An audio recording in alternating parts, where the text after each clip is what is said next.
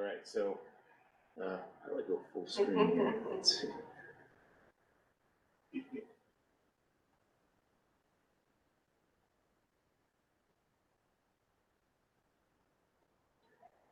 I hope you don't mind the bar at the top there. I don't know how to get rid of that. Anyway, legal disclaimer. So obviously there's no attorney-client relationship here. And nothing I say is legal advice. Consult your own lawyer. All right. So thanks for coming. My name is Will Orlowitz with Relic Law, principal attorney there. This presentation is on artificial intelligence, risk, and compliance.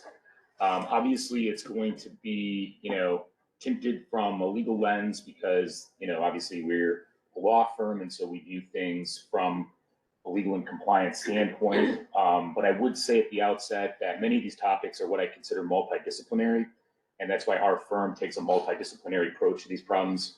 Artificial intelligence is one of the three domains that we specialize in, the other two being data privacy and cybersecurity. In each of those domains, you have non-legal professionals with subject matter expertise that help out and participate in the engagements that we work on, because many of these problems require, they need to be addressed holistically rather than just from a legal perspective. So the topics that we're going to cover today are pretty broad, and I would say that AI, just as a general subject, right, is like an ocean. It is both wide and deep, so there's a lot of material. We've crammed a lot into this presentation, so I'm going to move kind of quick, but in fact, as I was building out this deck, any one of these topics could be a standalone presentation, frankly, or multiple. And so you can go very deep into any of these topics, and there's a lot of material there, and it's global, right? Because this is an issue that's arising all over the world. So you have different, industry associations and bodies across the world that are opining on it, issuing guidelines, and developing laws and regulations. So the first section that I want to talk about is just to kind of bring into focus what we're talking about when we say AI. And so really, when we first started to approach this a couple of years ago, when AI started to proliferate in the mainstream, and we saw it pop up in the privacy context initially because most of the privacy laws and regulations have rules around automated decision making. So basically algorithmic processes that result in some sort of output.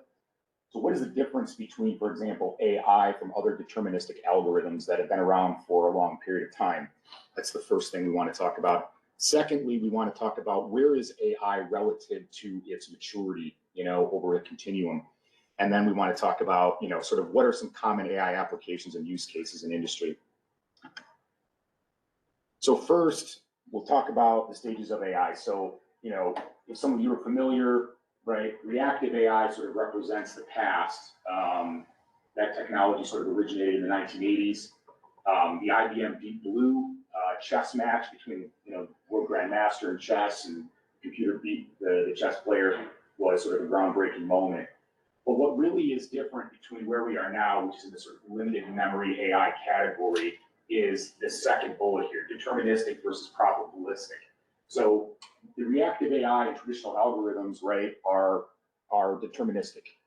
One input equals the same output every single time, but they're very predictable.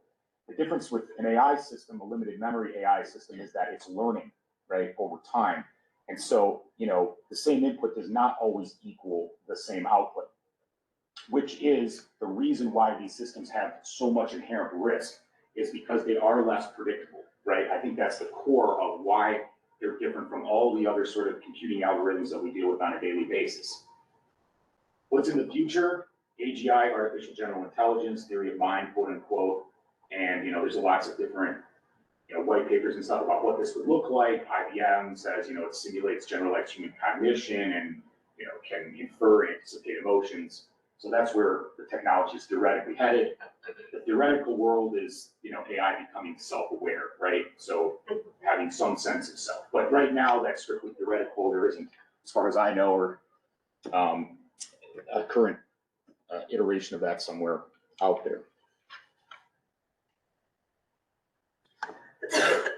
So just to kind of draw some, greater distinction to this AI issue, I set this, little hypo up, which is just dueling chatbots. So on the left side, we have a probabilistic AI chatbot, basically a limited memory AI system that makes predictions without being explicitly programmed to do so, and therefore its outputs are dynamic according to its model, right? And it's based on continuous learning, and its predictability is quote unquote managed, right? It's tested, evaluated, and managed versus a rules-based chatbot. If you ever interacted with a rules-based chatbot, if you ask it the same question, it's going to give you the same answer 100% of the time, because it's basically just an if-then statement, right? So it's a conditional sort of algorithm. And so it's not, it can be complex, but it's not as sophisticated as an AI model.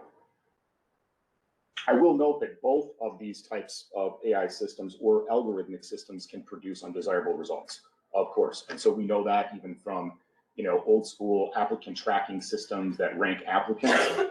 There's no limited memory AI involved in that. It's just simply an algorithm, but it can still produce bad results.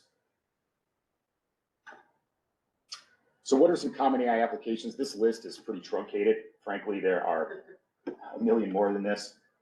Just Google it and see. But these are some pretty common areas where AI is being used. Predictive analysis being used in healthcare, finance, the employment space, and education. Recommendation engines like Netflix, right? Where it tells you what you want to watch, or at least it tries to. Generative AI tools for creative works. We've seen a lot of that. Entertainment, obviously, video game bots. The characters in the game that are interacting around you are not controlled by humans. AI. Risk assessments and compliance, right? Looking at a bunch of data and making determinations about gaps, risk. Task and process automation, that's in the industrial space. AI assistance, chatbots, right? We're all familiar with those. They're pretty much ubiquitous. Surveillance, identification, biometric identification has been very controversial. And monitoring, and sometimes security monitoring, right? Even on a network, right? Security tooling, it's deployed, monitors traffic on a network, looks for anomalous indicators of bad guys.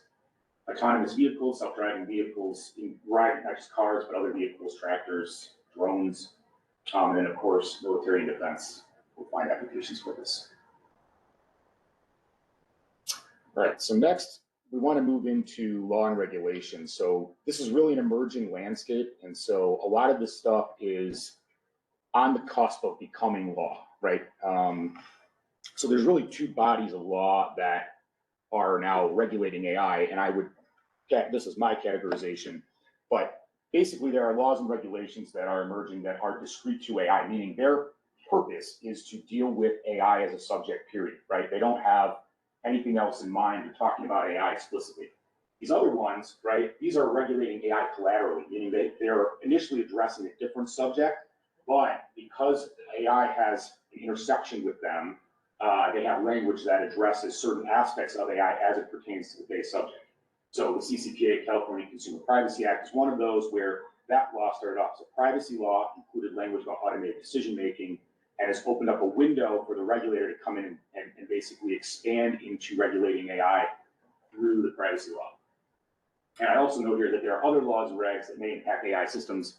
These are just traditional laws that regulate certain activities, but that AI may have some relationship to in a particular context. And so in those contexts, there may be laws that apply to AI that we're not really thinking of right now because they'd just be issues of first impression. So what are some examples of these discrete laws and regulations? So one that's in force now is the New York City local law that came into force in 2021. And basically, I get into this law, but basically what it does is if you're using an AI type system to evaluate candidates for employment, you have to do some bias testing. You have to publish those results. So sort of a first of its kind. It's, I think, one of the only ones like that in the country that I'm aware of. And it's sort of being modeled into some of these other larger laws. The one that's sort of on everyone's mind right now is the EU Artificial Intelligence Act. It's almost through Parliament. It's pending plenary approval. We fully expect the draft that the EU member states have agreed on will become law. It is robust, expansive, and complex, and frankly, probably will need revised over time because you have a group of legislators that are attempting to regulate a space that is very fluid and very poorly defined, frankly. There's a couple other countries that are poking around as well, Canada, South Korea. They have proposed laws in this space also. Outside of laws and regulations particularly, I point out here that there have been, in almost every country, every major country has currently a working group or some sort of task force involved in studying AI and thinking about how they want to deal with it from an economic standpoint, a legal and regulatory standpoint. So that's all happening all around the world right now. But even before that, there are these guidelines and pronouncements that are being issued, right? So UNESCO has recommendations on the ethics of AI. OECD has AI principles that they have published. The White House has issued an executive order, mostly concerning the federal government and its use of AI systems, as well as the NIST managing AI ML bias and context. And NIST has done a lot of publicizing on different aspects of AI, and a lot of those are cited throughout this presentation. So what is New York City Local Law 144? So it prohibits employers and employment agencies from using an automated employment decision tool, abbreviated AEDT, in New York City unless they ensure a bias audit was done and provide required notices. So basically, they define AEDT as a computer-based tool that uses machine learning, statistical modeling, data analytics, or artificial intelligence to help employers and employment agencies make employment decisions, and in that it substantially assists or replaces discretionary decision-making. So, right, these tools are commonly used now because, you know, anybody who's poured over a stack of resumes knows that you get a lot that are just superfluous to the job. There's, you know, background or relationship to the role that's being applied to. So these tools are helping to make the hiring process, the selection process more efficient, more effective. But there are downsides, and those downsides, right, in a lot of cases concern bias. And so this New York local law, right, requires that there be an independent auditor to perform this bias assessment, and that the organization that's using this tool publicly publish the results of that. Now, interestingly enough, the law does not specify that based on the outcomes of or the outputs of this system, they need to do anything. They just need to publicize it, right? So I think that in theory, the enforcement of this law is shame, right? So, and I'll show you why in a second. So the instructions for how to comply with Law 144 are pretty, you know, they're pretty precise. And so actually the New York City government lays this out. This is only a snapshot of it, but it really does take you through step by step how to calculate and perform your bias audit, right? So principally, they're concerned with what we traditionally think of as protected classes, right? So race, gender, religious affiliation, etc., and trying to identify whether these tools are having a disparate impact on one of those groups. So here's an example of this run out, and this is New York City's example, but you can see here, this is in the first table, right? They break down the number of applicants, right, versus the number of selected to advance, right? So that's what that selected column represents, and then the selection rate. So this impact ratio shows the disparate, right, results between the two. And then they also do it on the basis of race and ethnicity, so you can see how it breaks down by each category.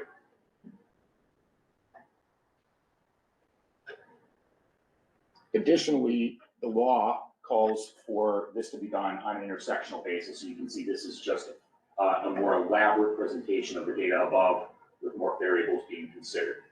So theoretically, if you were to have this data, you could see whether the tool that you're using, right, to evaluate your candidates for employment are being fairly considered based on the way your tool is set up. And I think that's what it's intended to do. So if you observe that you have, you know, unsatisfactory impact ratios with respect to particular protected classes, you would go back and retool, re-engineer, or fine-tune your model to try to correct for that. Can they use an AI tool to do the audit? Good question. No, good question. You know, that's a topic. That is a topic.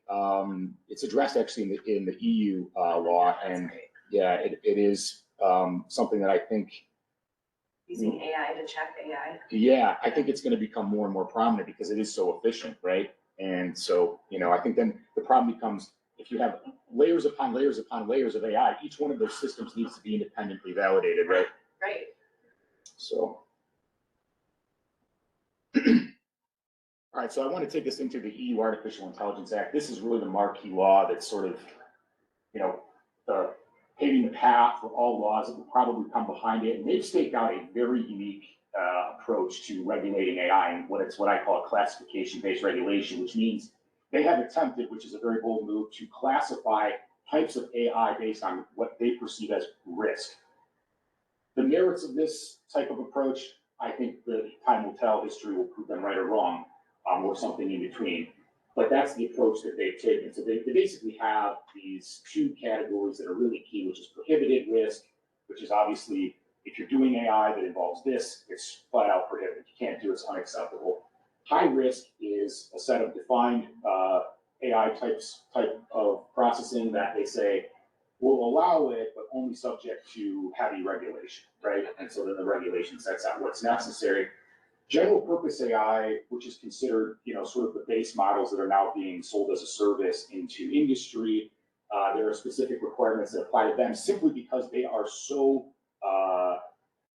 pervasive, right? They're everywhere, they're being utilized, and people are building, models on top of those models. So they take the base training, the pre-trained model, and they fine-tune it for a particular application. And then there's basically what I would define as non-high risk AI systems simply by defining a negative, which is they're not high risk. And there are some light requirements associated with those.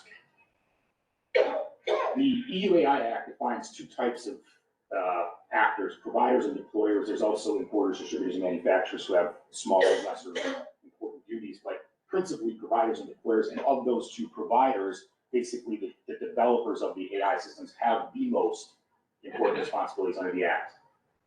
And I think it's important to note here that, like many of the EU's laws and regulations, this law will apply extraterritorially. Yes? What are some examples of prohibited risk and high risk? Oh, I'm glad you asked. So I will get there in just a second. So just to define what an AI system is, right? The EU, this is their definition, and what you will find is that there is not continuity of definitions across jurisdictions. There are many different jurisdictions for what an AI is. The EU is saying it's a machine-based system designed to operate with varying levels of autonomy, right? And that may exhibit adaptiveness after deployment. That adaptiveness, I think, is the learning component, right? So that's what makes it something more than just a algorithm. And that for explicit or implicit objectives infers from the input it receives how to generate outputs such as predictions, content recommendations, or decisions that can influence physical or virtual environments. And that predictive component is important because that's one of the key values of AI, is that it can do something at a scale that human beings simply can't do effectively right now. Now you asked, what are the prohibited AI applications? Well, here's the list. So what they don't want, and these are simplified, there are some caveats to each one of these, but basically anything that involves behavioral manipulation or subliminal techniques that would likely cause harm, exploiting vulnerabilities of a person's age, disability, or a specific social or economic situation, biometric categorization to deduce or infer race, political opinions, trade union membership, religious or philosophical beliefs, sex life, or sexual orientation, the evaluation or classification based on social behavior or personality characteristics for purposes of a quote-unquote social credit score, real-time remote biometric identification systems in public spaces for the purposes of law enforcement. There are significant caveats to that one. And then risk assessments of natural persons in order to assess or predict the risk of their committing a criminal offense. So they said straight up, we don't want AI systems to do this. If you do them, you can't have them here. And you will know there are some big AI companies, Clearview AI is one that's sort of operating in some of that space. And so they've been chastised, to say the least, in a few circumstances already, and not just in Europe, but in other places. High-risk AI systems. Now, these are systems that they said you can do, but we recognize or we believe that these particular use cases involve a greater risk and therefore warrant a greater degree of regulation and control. So that's AI systems that involve the use of biometrics, right? Facial recognition, retina scans, fingerprint, digital scanning, voice recognition, and the like. Critical infrastructure, obviously energy grids, water systems, things of that nature. Education and vocational training. Employment, workers management, and access to self-employment, access to and enjoyment of essential private services and essential public services and benefits.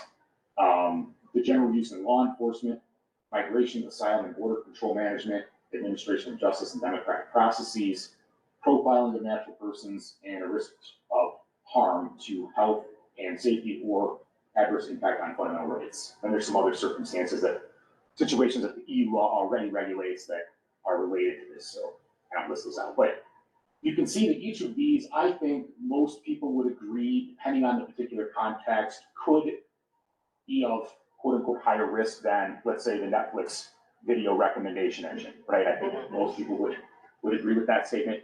So I don't think that this list that they've come up with is, a bad list. I think that it's probably just very difficult to try to define something as dynamic as AI by coming up with these categories. Now, certainly they're free to edit and amend this list. And also, the commission that regulates AI in the EU has the ability to look at a case-by-case basis and make a determination that, hey, we see this particular use case. It doesn't cleanly fall into one of these groups, but it's high risk, and so we're going to go and treat it as such.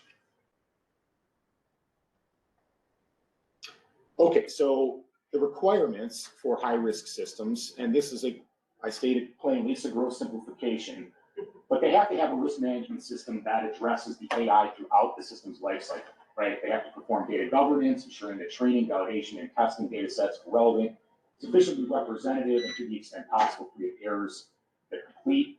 They have to maintain a lot of technical documentation about compliance. There's a lot of record keeping and logs that need to be kept. They have to design the system in order to create these logs, right? So if there is evidence, so that they can demonstrate compliance. They need to provide instruction. So in certain cases, if you're creating an AI system that you're going to sell as a service or as a product, right? The people you sell it to need to be able to understand how to use it, right? And use it appropriately. They need to allow for effective human oversight, ensure the accuracy, robustness, and cybersecurity AI system, and establish a quality management system to ensure compliance. So all of those things are large tasks that, frankly, will take a lot of time.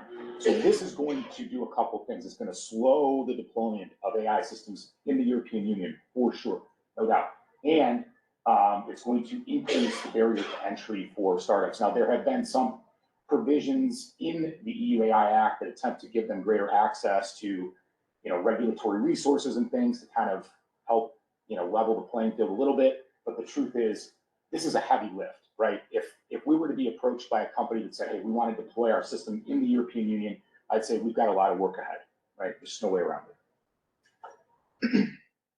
So systems that are not high risk, what do they have to do? And these requirements sort of suggested less explicit. There is codicil in there that says that over time, the regulator should issue some guidelines that people should follow, and they should publish those, et cetera. And those will probably be used in a way to say, hey, look, you're really outside the bounds here, and we're going to take some kind of action. But essentially, really the core of the message is they want anybody that's using an AI system to have quote unquote AI literacy. This basically meaning that the staff and other persons dealing with the AI system understand it. They have the education and training necessary to operate the system responsibly, right? Because right now, we've seen in our practice, we get a lot of calls from companies that are like, hey, our CEO says AI everything. We have a board meeting, we want to talk about AI, right? It's on every press release.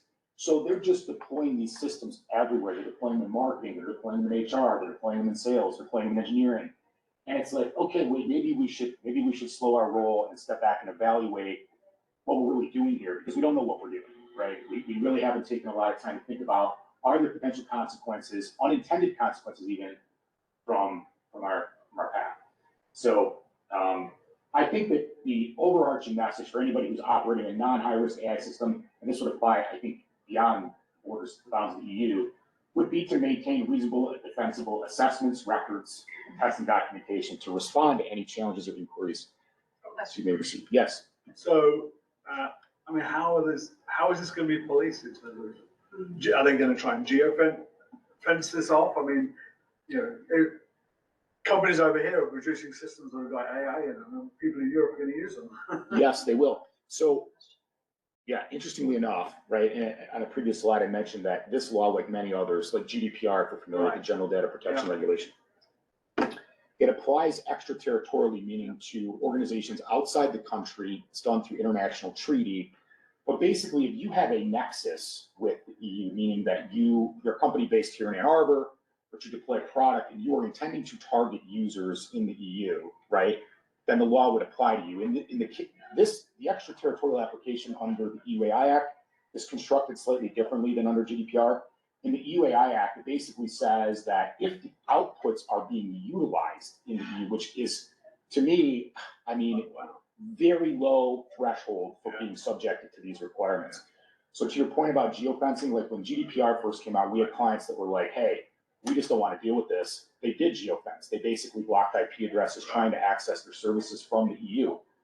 You may see that, you know, and I think you're going to see a lot of move fast and break things startups kind of say, hey, you know, we can roll the dice here a little bit. It's a new thing. No one's really going to come after us. We're not Meta. We're not, you know, Microsoft. So, So I think you said if in that example, if you're a US company, we're here in Ann Arbor, what if it's not necessarily our intention to target EU, but people use it anyway? Because that's, because I wrote down that if you are a US company and you're intentionally planning to target EU, what if you're not, it's not intentional, but it happens anyways? Does that still count? I think, you know, I'll defer and say, let's wait for regulatory guidance. Okay, that's fair, that's fair. Yeah, you know, in general, Because if you, intention is hard to. it is, and I think that, you know, so that the lesser threshold than intention is like, and you see this with the COPPA, Children's Online Privacy Protection Act, right? If you have reason to believe that your product is being used by kids, you're subject to the law, right? Yep, So that's like, fair. you know, That's you'd have to be in a total state of denial. So if you have no reason to believe, or it's incidental, like perhaps, I think you probably have less concern. But if you know, hey, we have 20% of our usership is in the EU, I would say you probably have a problem. Okay, thank you. So briefly, general purpose AI requirements, they must maintain technical documentation, including training and testing process and evaluation results, maintain information and documentation to supply to deployers that intend to integrate their GPAI models into their own AI systems. They have to establish a policy to comply with the EU copyright directive, which is, you know, the IP section of this, and then publish a sufficiently detailed summary of the content used for training the GPAI model. So what are the key takeaways here? These laws are coming. They will directly regulate AI system providers and deployers. Many of them will apply extraterritorially, as we've discussed. They have global reach. High-risk systems require extensive compliance programs. The penalties for non-compliance under the EU AI Act, the max for egregious violations would be 7% of the company's global turnover, which is enormous. So if you can imagine, that's a pretty big stick to wield even against a company like Google or Microsoft. Multidisciplinary teams are going to need to collaborate on addressing these requirements because they are multidisciplinary in nature. Data scientists, computer scientists, lawyers, compliance specialists, AI ethicists, and the like. So everyone should plan ahead. All right, data privacy. How does this intersect? So global privacy laws like GDPR and CCPA regulate the processing of personal data, right? And so in the case of GDPR, personal data cannot be lawfully used or processed without, compliance. Under the GDPR, data controller, which is the party that determines the quote unquote means and purposes of the processing, must first establish a lawful basis before they can process personal data. In many cases, in the case of AI systems, legitimate interests will be asserted as the lawful basis, which requires basically an assessment to see whether or not the legitimate interests of the controller are overridden by the rights and freedoms of the individuals whose data is being processed. And I expect that controllers are going to find in their favor almost 100% of the time on that assessment because it's a self-assessment. Automated decision-making and profiling, two particular types of processing, are specifically regulated. High-risk processing may require data protection impact assessments, and privacy rights will apply to personal data processed by AI systems. That includes, right, I think particularly with respect to AI systems, the right to opt out. So if you know your data is being used to train an AI, theoretically, under GDPR and many other privacy laws, you'd have a right to opt out of that or object to the processing on the grounds that the legitimate interests of the controller are overridden by your own rights and freedoms. Maybe it's invasive, right? They haven't provided you notice. It's not transparent, it's opaque. The CCPA, US state law, right, regulates automated decision-making technology, which they define as any system, software, process, including one derived from machine learning, statistics, or other data processing, or AI, excuse me, that processes personal information, and uses computation as whole or part of the system to make or execute a decision or facilitate human decision making. This includes profiling. So this is in draft. This is not the law yet. This is proposed, being circulated. You need to provide a specific notice that includes these particular elements: the purpose of the automated decision-making, the logic used in the automated decision-making technology, including the key parameters that affect the output of the automated decision-making. You need to include the intended output of the automated decision-making, e.g. a numerical score of compatibility, how the business plans to use the output to make a decision, including the role of any human involvement, and whether the business's use of automated decision-making has been evaluated for validity, reliability, and fairness, and the outcome of any such evaluation. You also need to provide mechanisms to opt out and for regulated consumers to exercise their other data protection rights. You have to perform a risk assessment. This is sort of suggested in the draft, and then also provide information upon request by consumers about the outputs, the specific outputs of the AI system. This is pretty heavy, even for a US regulation, in that it requires the disclosure, a lot of the underlying information concerning the AI system, right? So you're empowering an individual consumer to obtain this information about the AI system. And remember, the word consumer now in California under this law is interpreted to mean anyone who's a California resident. The exclusions for employees and stuff, those have sunsetted. And so this applies to a broad number of people. So the key takeaways on privacy are that these privacy laws that apply to personal data processing will also apply to AI systems during training and when they're in production. The training data, if you're using training data to train an AI system, it should be de-identified or anonymized, right? If there's personal data that's inside that training data before it's used to train AI systems. And hopefully whoever is de-identifying or anonymizing that information got the consent or had the ability to get that approval from the individuals whose data is being de-identified in the first place. The AI system should be designed not to ingest personal data unless absolutely necessary to their purpose. If your AI system doesn't ingest personal data, the data privacy laws that affect AI systems are not triggered, right? They don't care, they're agnostic. Employees who may use AI systems in the scope of their employment, we get asked this all the time, like, can you develop some governance or some policies to help us manage the use of AI within our company because our employees are using it? Certainly you need to have policies, and the policies should be commensurate with the business's expectations and their objectives. So for example, if you don't want employees putting sensitive personal data or confidential information and proprietary information into an AI system, in which the license agreement behind that product may say, we actually have a license to use your data for our own purposes, including training the AI, you need to put those controls in place. Yeah.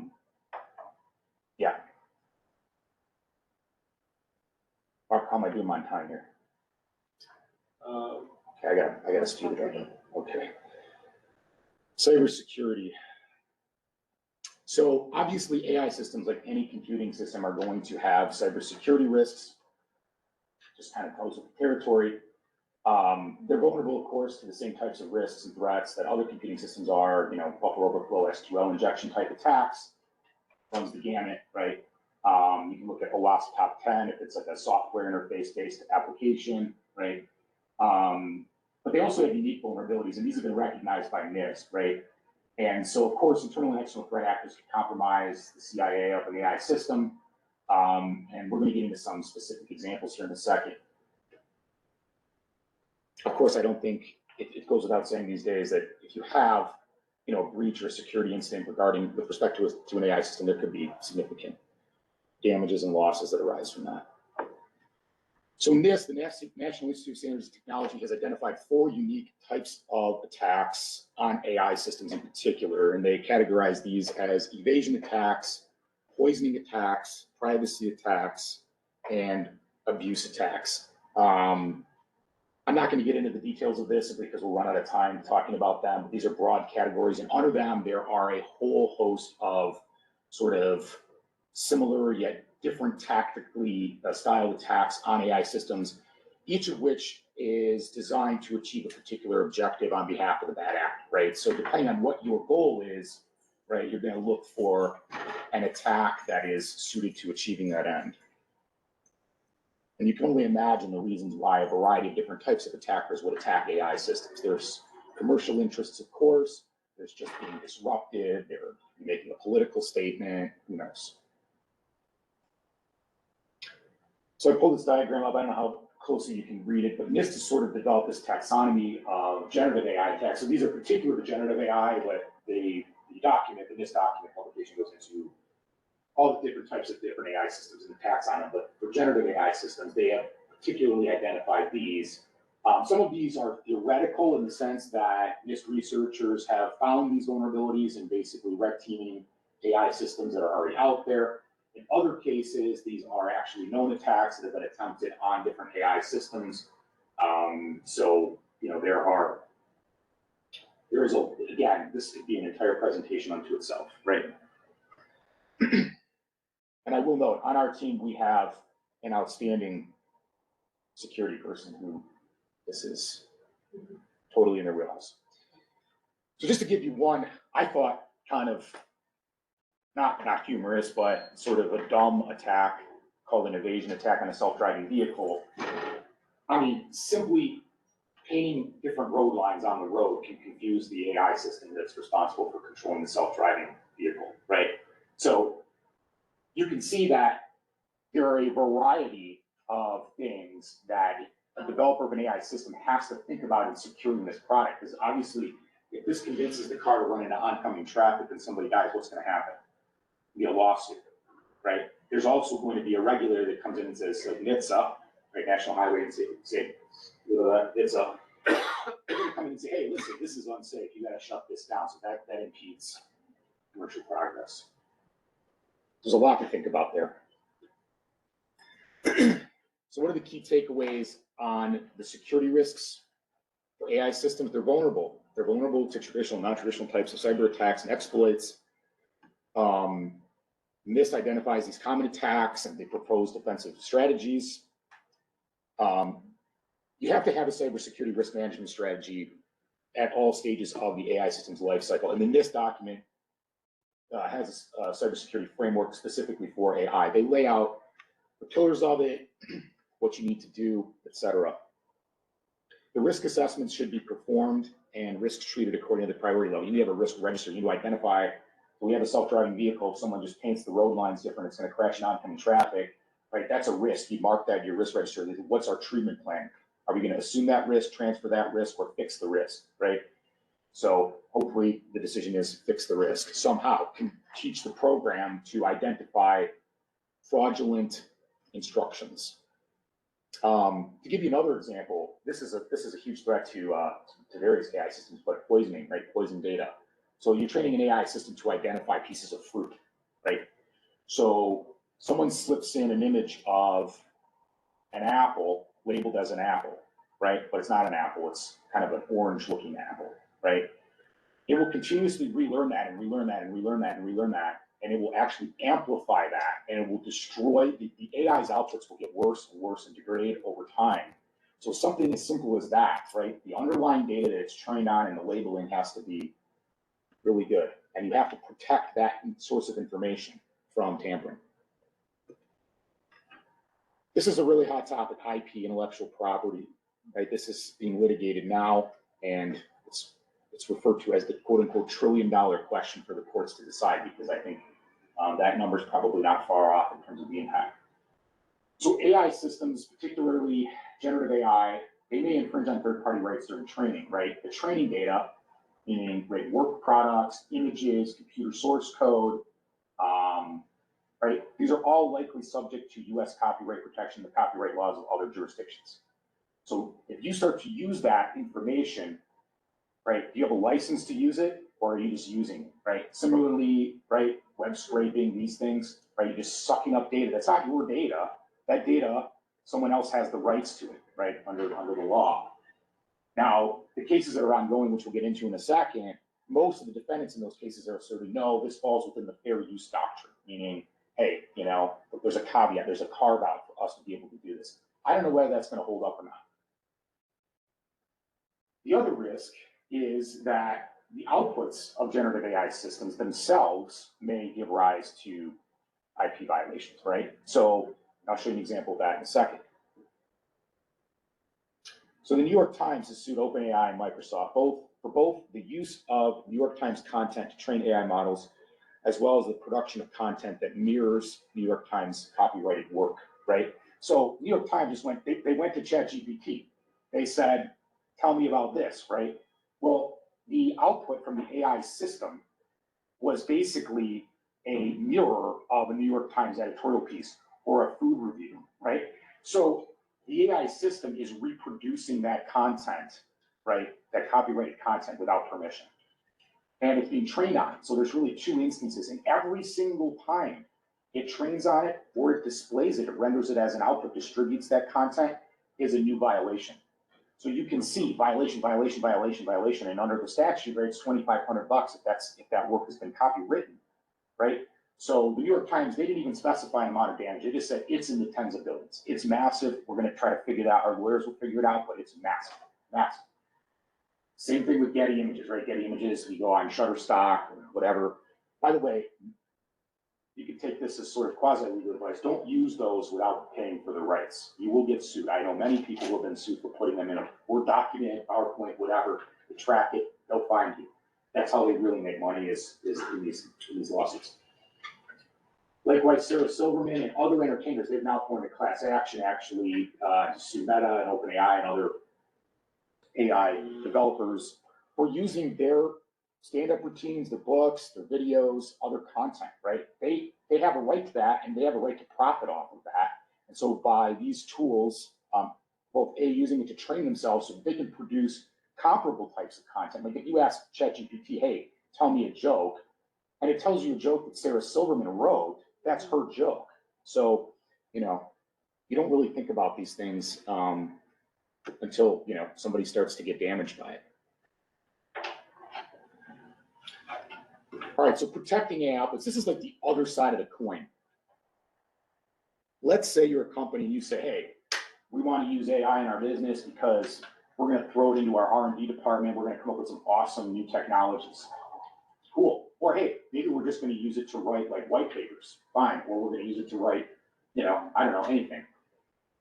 The question is, if the AI system produces the output, right, produces the written work, or it produces, an invention, are those protectable? This goes back to the U.S. Constitution, and ultimately both the Copyright and Patent Offices, as well as courts affirming these decisions, have said no.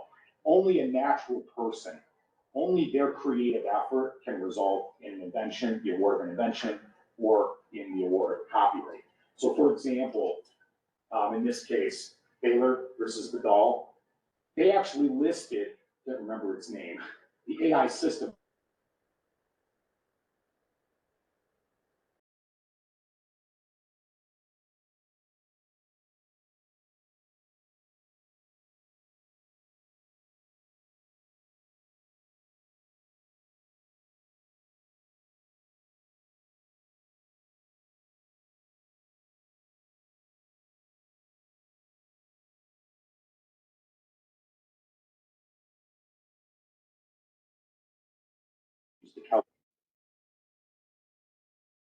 Thank you.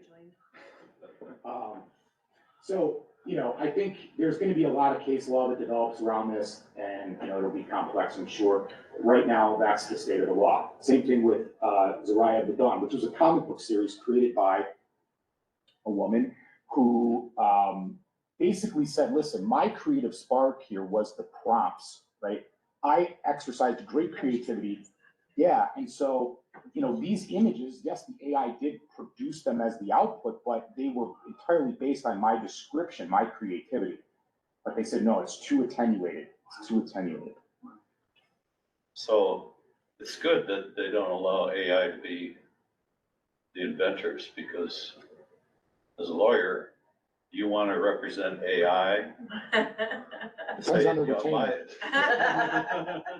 Hey, this is AI's idea. I'm trying to recover damages here. Yeah, I mean, outside of like sort of Then AI has to take the stand. I know, you can see the mess, yeah. And outside of that, I think it would also, that space is already slanted in favor of, right, the big player. That's why you see these companies like Microsoft, they have thousands and thousands of patents. They file them like crazy. and then they box out competition, right? They also have the most powerful AI tools at their disposal. They can give the AI a problem set and say, hey, we need something that will solve this. And then they're just going to patent, and they'll box everybody else out. So there is an upside to this legal result, I think. Is there a, you take that to the extreme, does that mean that companies can't be people? Well, in the law, you get into what is it? AI. What is a natural person versus a legal person, right? So, I mean, obviously companies do have quote unquote rights and contexts, right? Obviously natural persons are different. And that's in fact where this comes from, right? This goes all the way back to the Constitution, which talks about natural people, right? So it's not, something other than that. And without an amendment, it's not going to change. But I do think this is the gray area. This is where all the crazy stuff is going to happen, because how do you characterize the level of assistance that the AI is providing? I was just gonna ask, and tell me if this is not the right spot, but marketing and branding. And so when I do work, I will absolutely use AI as a thinking tool to start a blog or whatever. I have had AI write a blog on blah, blah, blah topic with this focus. I don't use it as the end, because then I have to go back and edit to make sure it Take out the is hallucinations. saying the truth, and all that stuff. But it definitely is part of my work, and a lot of my colleagues work in this space. We are not trying to patent, but we are not trying to steal. And also then I also think about, I'm working on something right now where our client has written something and we're trying to revise it. We're trying to make it better. We have put it through AI and we have done it, and we've kind of blended the two together. It's kind of a slippery slope. Yes, and it could ultimately be that some portions of the work that were not AI generated would be protectable, and the ones that were would not. So the entire body may not be protectable, the body of work.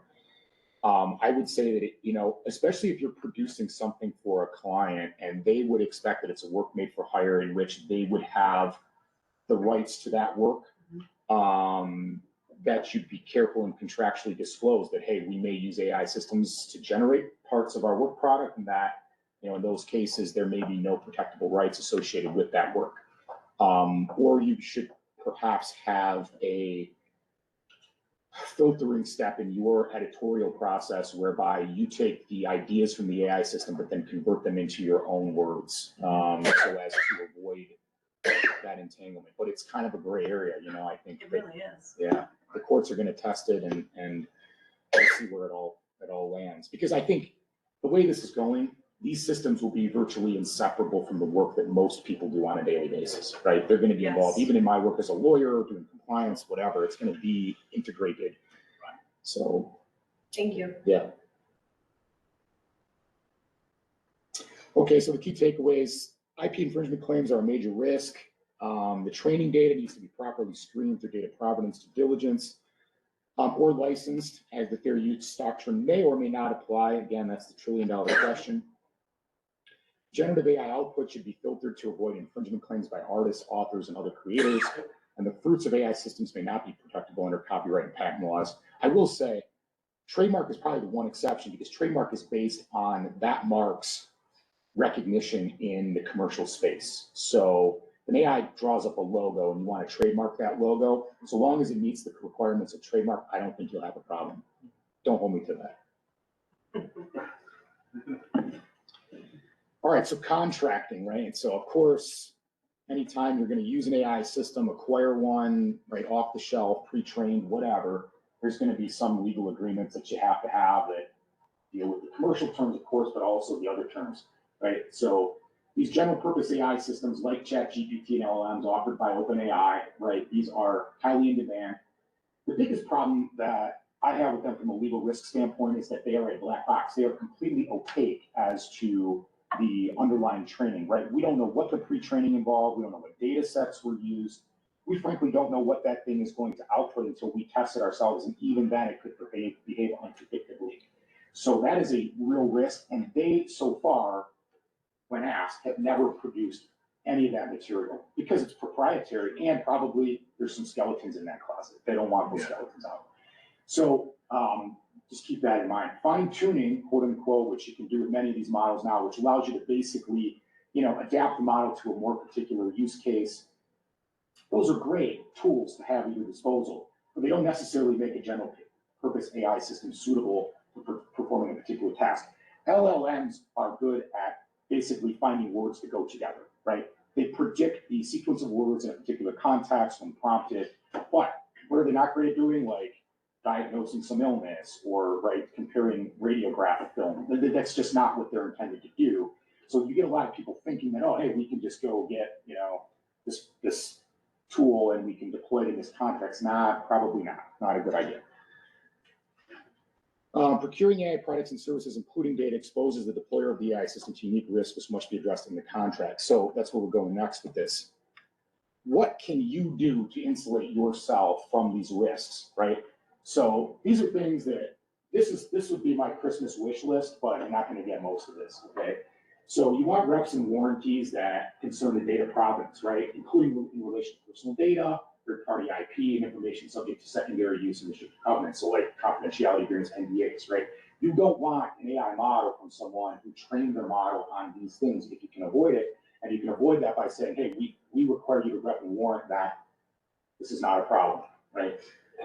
We can ask them to indemnify us, basically take responsibility for any IP infringement and claim that arises from our use of this model, right? If they're willing to accept that. Right now, the big players, you're not getting any of this. Let's take it or leave it, right? But as new players enter the space and as more models become available, and depending on the side that you represent in that negotiation, if you've got leverage, some of these things can come into view. We want to discuss or debate the rights of the information ingested by the AI during its use, right? So Zoom came under intense criticism the other day. In fact, one of my friends is one of the attorneys that works at Zoom, and I called him, I said, you're taking a shitstorm because they were in every tech journal and everything. Because they basically said, anytime you have a Zoom call, we're going to collect that data and use it to train our AI models. And so companies were like, wait a minute, like, we're using this for internal meetings, confidential information. So they will walk, inside baseball, they will walk that back. If you have a big enough contract with them and you call and bug them enough, in your contract, they will give you a side deal. I work with companies that actually left Zoom because of that. For sure. 100%. Yeah. It's an issue, and you see it everywhere. That's why you're seeing all these emails. Hey, we've updated our terms of service. Well, go ahead and look. That's what we're doing. Okay, way to opt out. Yeah, not use the tool. Yeah, I was basically terminate your subscription. Yeah. Well, if you want to use AI, you have to opt in. Is that what you're saying? No, I'm saying they wanted your data to train their AI because the data is highly valuable. Whether you're using their AI or not. Yeah, it doesn't matter. It doesn't matter. So we want to negotiate that. We want to look at audit rights in relation to the underlying data and model. We want to get commitments in relation to applicable legal and regulatory requirements, like there's privacy laws that apply, right? We need a service level agreement that talks about what kind of support they're providing, stuff like that. Allocate risk accordingly. Negotiate disclaimers and limits on liability, and then any data protection and security addendums that may apply.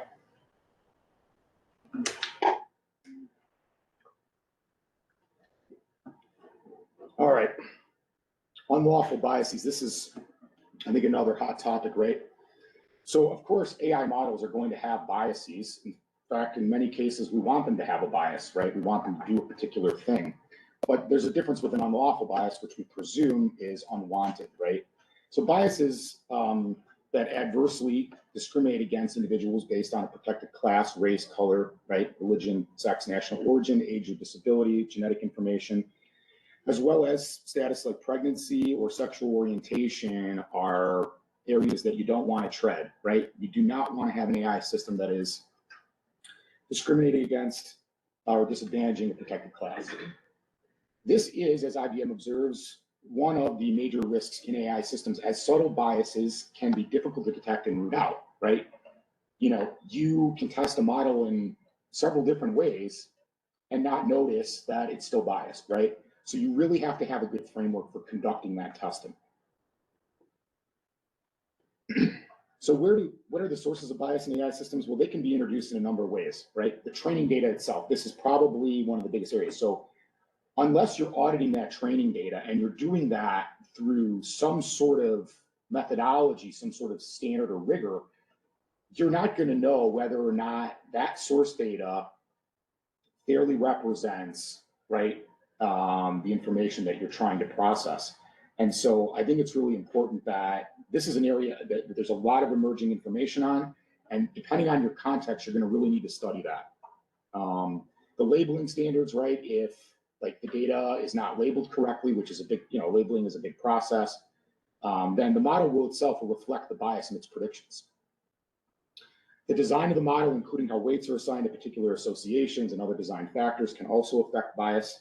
Prompt injection, so Google Gemini, right? They kind of came under some heat recently because they were trying to make their AI system less biased. They weren't addressing it back here in the underlying data set or the labeling or the design stage. They were basically taking a prompt, natural language prompt, and injecting particular information into it to try to help improve the output. But they overdid it, right? And of course, it produced fanciful results. Anti-bias. Right.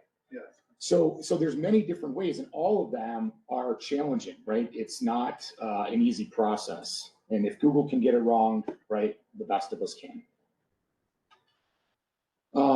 One thing that's important to note is that because of things like relearning, right, bias in an AI model can actually become more pronounced over time due to reinforcement. This is referred to as bias amplification.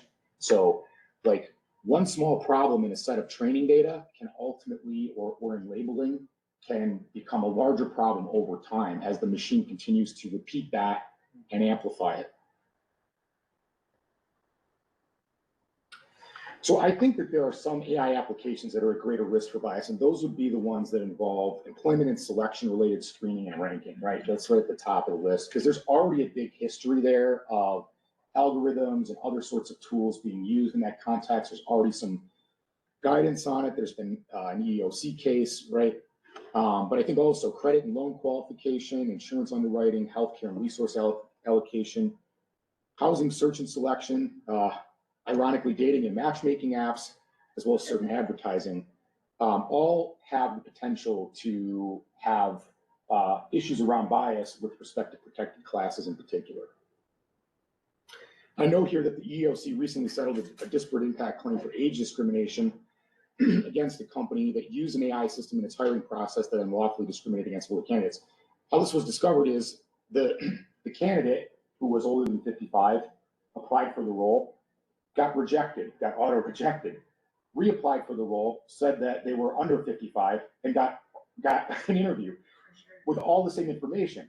So then they said, hey, something's wrong here, and then other people found out the exact same thing. Other candidates were also getting rejected based on age. So the EEOC stepped in and addressed it.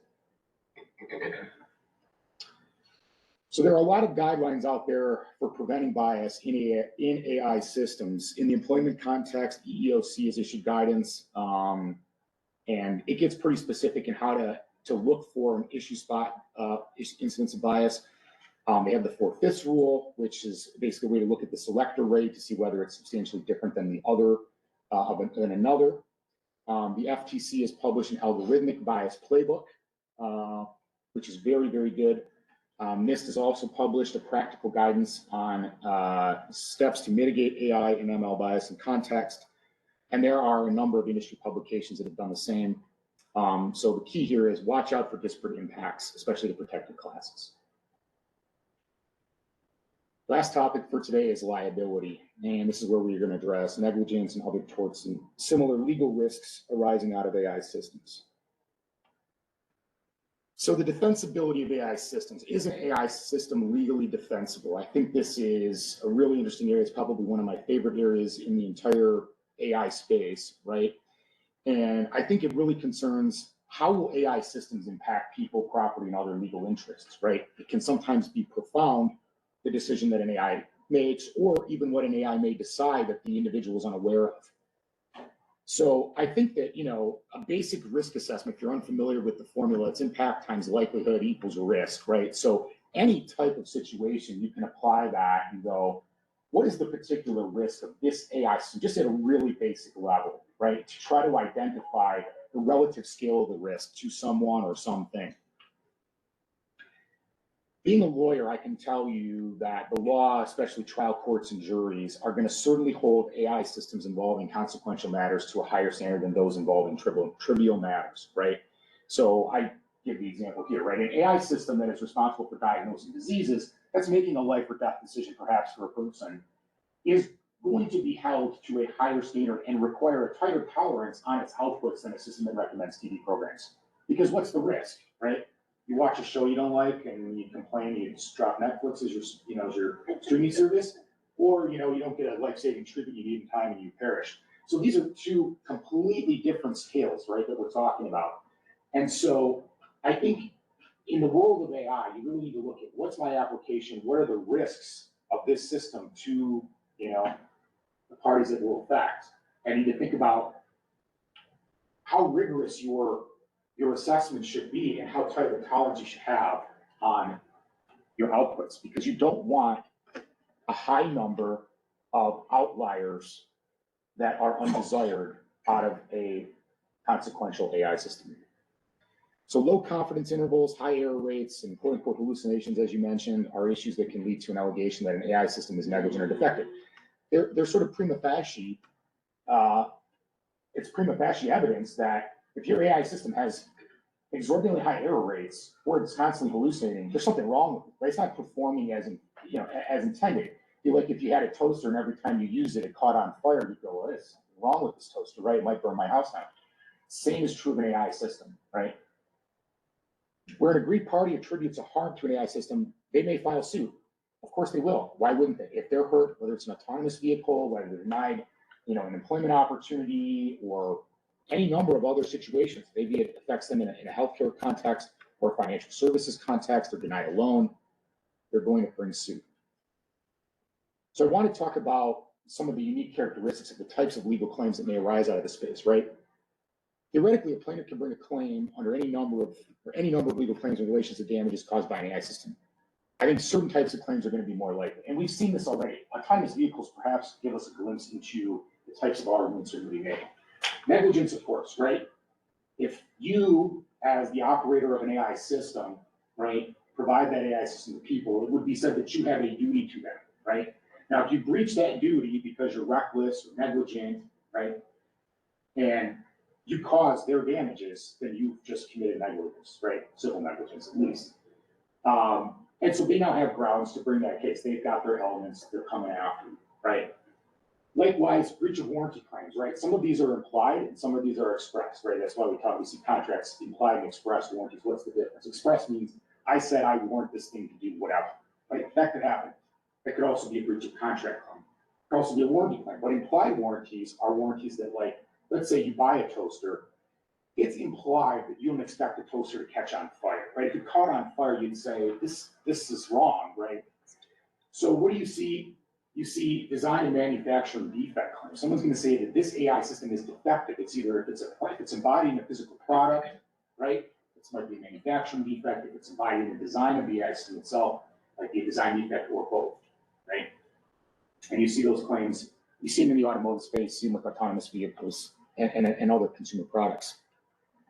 Of course, there's breach of contract claims whereby you have a one-to-one relationship with somebody. You have an agreement.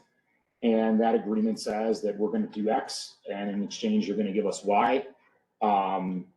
If you don't do X or X fails, then you have a breach of contract claim, and that can certainly come up in any AI-related contract scenario. And then there's statutory claims under existing laws of the private right of action. So, for example, in the employment law space, right, or even in the data privacy space, you have a data breach. Those will give rise to legal claims. As they already exist. They're agnostic to AI, just AI may be the environment in which they occur. So how do you mitigate legal risk? Well, I really like the NIST AI risk management framework. I think it provides great criteria for measuring and treating AI system risk. To mitigate the risk of legal claims such as negligence, I can't stress this enough. The AI systems need to be adequately tested, evaluated, verified, and validated. TAV, that's that acronym. It's in the NIST publication. They walk through it. And basically it's a methodology to develop a defensive posture for your AI, right? Because what do you want to say? You want to say, listen, yes, our AI system may have had an issue, but it's defensible because we tested it. We tested it, and it very rarely ever produces a bad result, right? We know that. Here's our documentation. Here's our results. That's your evidence to defend yourself against that type of a claim, right? And that testing, those practices, they have to be performed continuously because obviously AI systems can be dynamic, right? If they're relearning stuff, right, the outputs are changing over time. So you have to continuously monitor how they're performing in order to demonstrate that track record. So, you may have tested at the outset, so you have a point in time set of results. They're not going to be relevant a year later, theoretically. So the key takeaways here on legal liability are that, of course, AI systems are capable of causing harm, and I think that they will certainly face greater legal scrutiny than those that do not. Oh, I said that wrong. Basically, those AI systems that can cause harm will face greater legal scrutiny than those that do not, especially perceived if to involve inherently dangerous activities. Think strict liability. Strict liability is a concept from tort law, which basically says if you're doing something that's inherently dangerous, let's say that you carry nuclear waste, you're a trunking company that carries nuclear waste, you are probably going to be held to a higher standard, meaning that if that nuclear waste just falls off the back of the truck, it's not a turn-up, right? It's going to poison the ground and the environment. And so you are strictly liable for that. They don't need to prove negligence. They just need to say, you did it, it happened, you should have taken preventative measures to prevent that from happening. Trial courts, including judges and juries, are likely to have little sympathy for AI system failures. I've seen this in the autonomous vehicle litigation that's been ongoing. Interestingly, judges and juries will allow, in theory, extend some grace to human individuals who make mistakes, right? But people expect machines to perform as expected all the time without error, right? So think about driving, right? Human drivers get into fender benders all the time. AI vehicle gets into a fender bender. Oh, it's in the news. There's lawsuits, right? The regulators jumping in. Why? Even if they're occurring at, on average, a far lower degree, there's just less sympathy for machines. And it's part of our human state, I think. Plaintiffs, in that same vein, plaintiffs can easily compare the results of AI systems against those of human operators performing the same function. So you can think about any context in which you're deploying an AI system to basically replace what would be performed by a human.